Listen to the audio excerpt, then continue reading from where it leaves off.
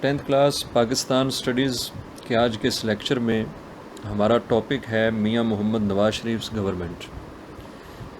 میاں محمد نواز شریف کا دور حکومت. یوں تو میاں محمد نواز شریف کا دور حکومت یا میاں محمد نواز شریف کی گورنمنٹ 3 ٹرمز پر مشتمل ہے، مگر جو میاں محمد نواز شریف کا تیسرا دور حکومت ہے، چونکہ وہ ریسنٹلی گزرے 2013 سے لے کر 2018 تک، لہٰذا وہ ابھی اس بک میں شامل نہیں کیا گیا.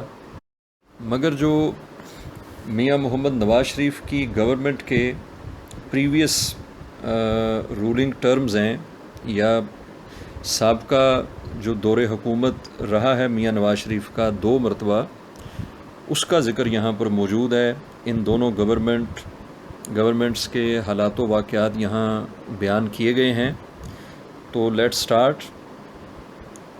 میاں محمد نواز شریف فرسٹ گورنمنٹ. میاں محمد نواز شریف کا پہلا دور حکومت. Mian Muhammad Nawaz Sharif of Pakistan Muslim League took the oath as prime minister of the country on November 1990. Pakistan Muslim League سے تعلق رکھنے والے میاں محمد نواز شریف نے نومبر 1990 میں ملک کے وزیر اعظم کا حلف اٹھایا.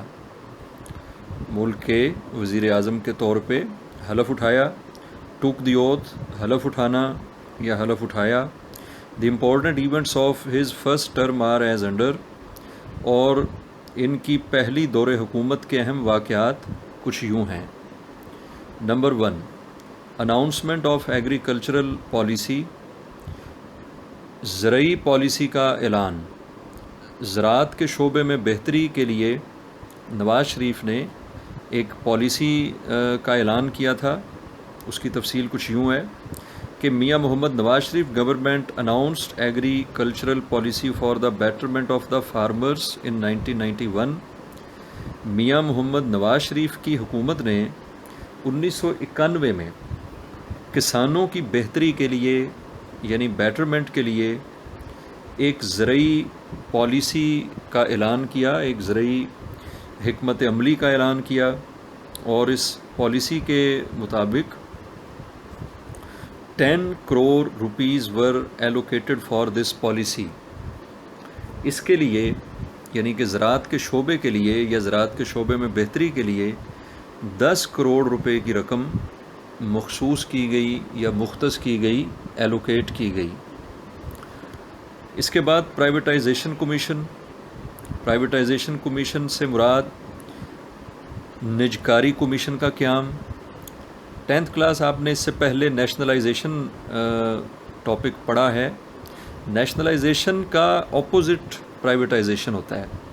نیشنلائزیشن میں حکومت پرائیویٹ انسٹیٹیوشنز کو اپنے ہینڈ اوور کر لیتی ہے، اور پرائیویٹائزیشن میں حکومت بعض نیشنل انسٹیٹیوشنز کو یا جو انسٹیٹیوشنز حکومت سے بلانگ کرتے ہیں یا تو انہیں مکمل طور پر پرائیویٹ کر دیتی ہے یا پھر ان میں کچھ پرائیویٹ ریفارمز کر دیتی ہے. پرائیویٹ ریفارمز اس میں شامل کی جاتی ہیں.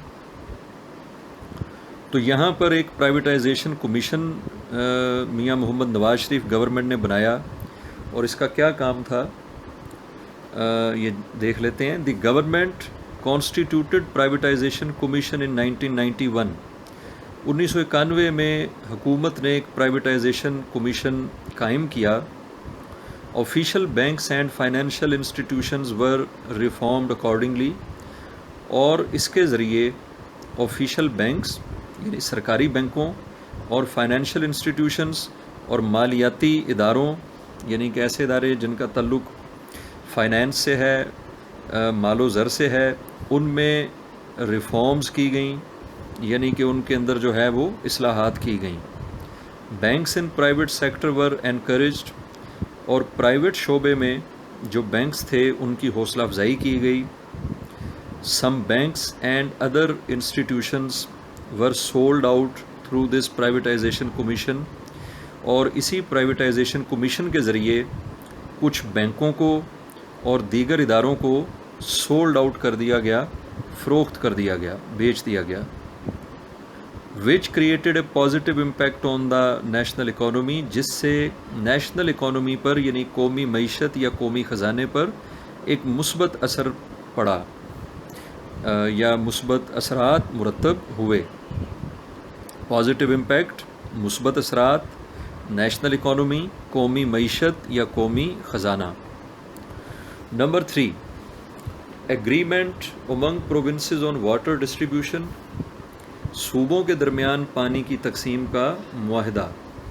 ایگریمنٹ معاہدے کو کہتے ہیں، امنگ پروونسز صوبوں کے درمیان، واٹر ڈسٹریبیوشن پانی کی تقسیم۔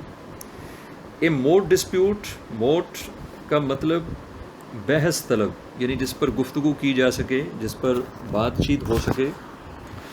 تو ایک موٹ ڈسپیوٹ جھگڑا، تنازعہ یا مسئلہ، ایک بحث طلب جھگڑا یا تنازعہ واز گوئنگ آن، جاری تھا۔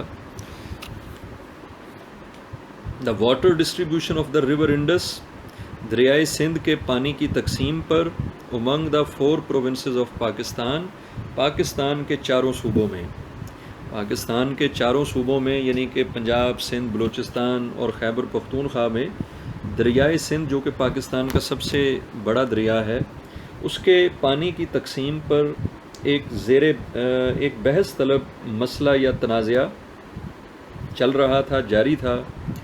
Through the efforts of the government, حکومت کی کوششوں کے ذریعے، an agreement was signed Umang the provinces, صوبوں کے درمیان ایک معاہدے پر دستخط ہوئے، یعنی صوبوں کے درمیان ایک معاہدہ طے پا گیا۔ And the dispute of water was resolved for ever, اور پانی کی تقسیم کا مسئلہ ہمیشہ کے لیے حل ہو گیا، یعنی کہ پانی کی تقسیم کا تنازعہ ختم ہو گیا۔